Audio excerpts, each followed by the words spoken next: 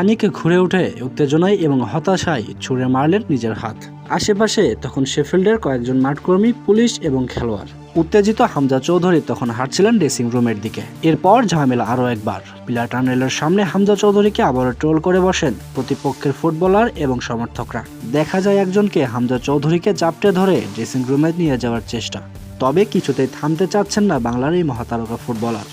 যেন এর শেষ দেখেই ছাড়বেন হামজা চৌধুরী। সদা হাস্যোজ্জ্বল এবং বিনয়ী হামজা চৌধুরীর এমন উত্তপ্ত হবার কারণ কি, চলুন জেনে নেওয়া যাক। ঘটনার সূত্রপাত ঘটে বার্নলির বিপক্ষে শেফিল্ডের ম্যাচ হারের পর। চ্যাম্পিয়নশিপ থেকে প্রিমিয়ার লিগ প্রমোশনের আনন্দে মাঠে ঢুকে পড়েন বেশ কিছু বার্লিন সমর্থক, আর তাদেরই কেউ একজন বাজেভাবে স্ল্যাজিং করতে থাকেন হামজা চৌধুরীকে।